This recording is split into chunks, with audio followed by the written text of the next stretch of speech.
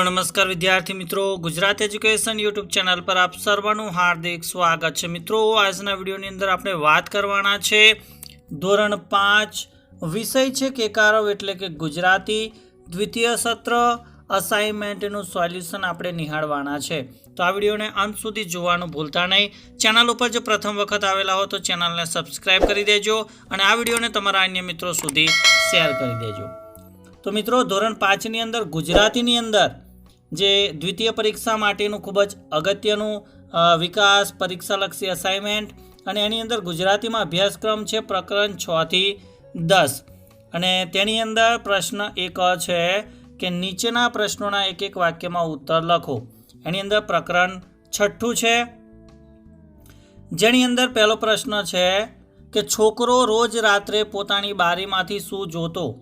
તો જવાબ છે કે છોકરો રોજ રાત્રે પોતાની બારીમાંથી ચંદ્રને ઊંચા વાદળોમાં પેસીને લાંબા ઝાડ ઉપર ઠેકીને દૂરના પર્વત તરફ જતા જોતો।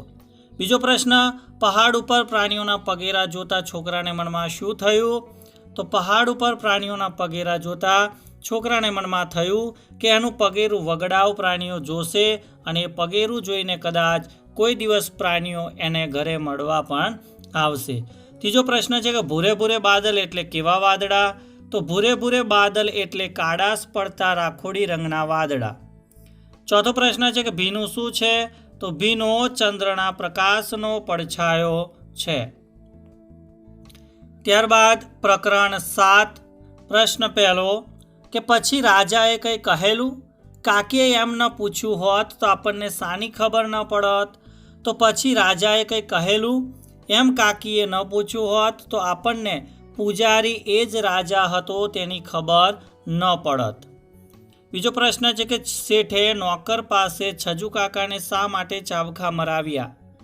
તો શેઠ એવું સમજ્યા હતા કે છજુ કાકાએ તેમના બગીચામાં બકરીને જાણી જોઈને ઘુસાડી હતી, તેથી તેમણે નોકર પાસે છજુ કાકાને ચાબખા મરાવ્યા। ત્યારબાદ ત્રીજો પ્રશ્ન છે કે રાજાએ શેઠિયાને શી સજા કરી?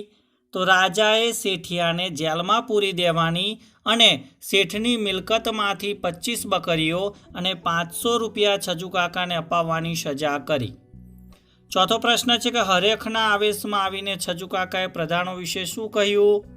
તો હરખના આવેશમાં આવીને છજુ કાકાએ પ્રધાનો સામે જોઈને કહ્યું કે આ 12 જણા છે દાઢીવાળા, પણ એમાં દિમાગવાળો એકેય નથી। ત્યારબાદ પ્રકરણ 8 એમાં પહેલો પ્રશ્ન કે ડાયનાસોર જોવાના સમય દરમિયાન સૌએ ક્યાં ઊભા રહેવાનું હતું? તો ડાયનાસોર જોવાના સમય દરમિયાન ખાસ તેમના માટે તૈયાર કરેલ સફેદ રંગની પગદંડીના છેડે બનાવેલા ચોરસમાં ઊભા રહેવાનું હતું।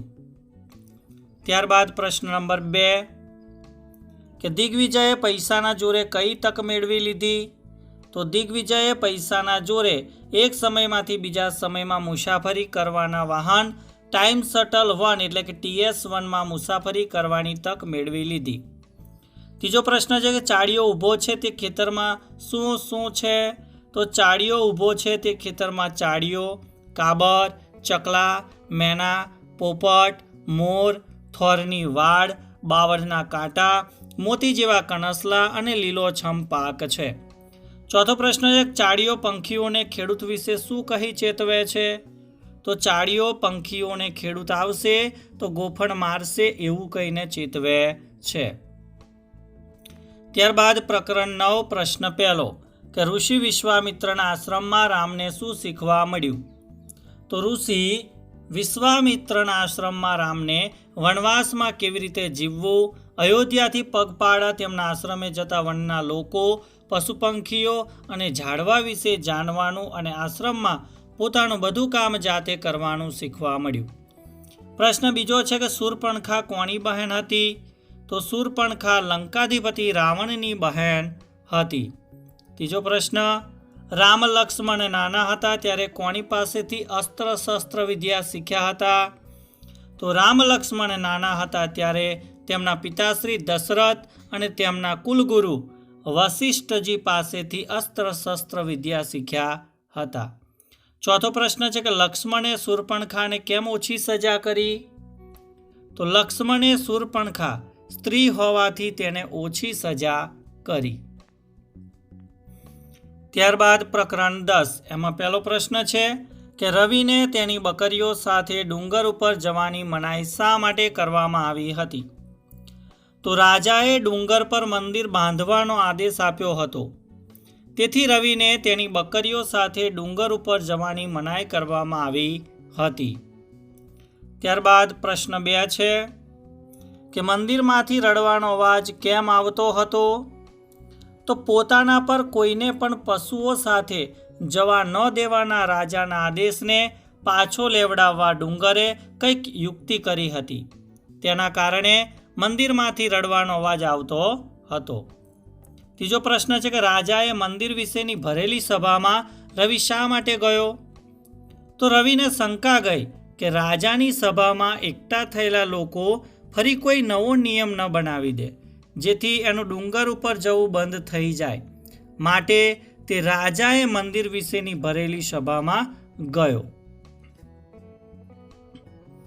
ત્યારબાદ ચોથા નંબરનો પ્રશ્ન છે કે મંદિરના ઉદ્ઘાટન પ્રસંગે લોકો શું શણગારી રહ્યા હતા અને શાનાથી શણગારી રહ્યા હતા?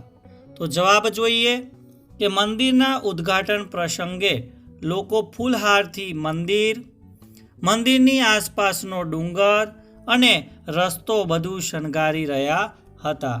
તો વિદ્યાર્થી મિત્રો, આ વિડીયોની અંદર આપણે ચર્ચા કરી ધોરણ 5 વિષય પલાસ એટલે કે ગુજરાતીની અંદર દ્વિતીય પરીક્ષાની અંદર ખૂબ જ ઉપયોગી થાય તેવું વિકાસ મૂલ્યાંકનલક્ષી અસાઇનમેન્ટનું સોલ્યુશન. તેમાંય પ્રશ્ન 1A કે એક વાક્યની અંદર જવાબ આપો, જેની અંદર પાઠ 6 થી લઈને પાઠ 10ના તમામે તમામ પ્રશ્નોનું સોલ્યુશન તમને આ વિડીયોની અંદર આપવાનો પ્રયત્ન કર્યો છે. તો ચોક્કસથી તમને આ વિડીયો ગમ્યો જ હશે. તો સૌપ્રથમ તો વિડીયોને લાઇક કરી દેજો, ત્યારબાદ આ વિડીયોને તમારા અન્ય મિત્રો સુધી ઝડપથી શેર કરી દેજો, અને ચેનલ ઉપર જો પ્રથમ વખત તમે આવેલા હોય તો ચેનલને સબસ્ક્રાઈબ કરી બાજુમાં આપેલ બેલને પ્રેસ કરી દેજો, જેથી આવનાર તમામે તમામ નવા વિડીયોની નોટિફિકેશન છે એ તમને સૌપ્રથમ મળતી રહે. બીજું કે ધોરણ 5ના અસાઇનમેન્ટના સોલ્યુશનવાળા અન્ય વિડીયોની માહિતી મેળવવા માંગતા હોય તો એની લિંક પણ તમને ડિસ્ક્રિપ્શન બોક્સની અંદર આપી દેવામાં આવશે. તો ત્યાં જઈને તમે અન્ય વિડીયો પણ નિહાળી શકો છો, તેનું સોલ્યુશન પણ તમે જોઈ શકો છો. તો બાકી રહેલા પ્રશ્નોના સોલ્યુશન સાથે નેક્સ્ટ વિડીયોની અંદર મળીશું. ત્યાં સુધી જય હિન્દ, જય ભારત.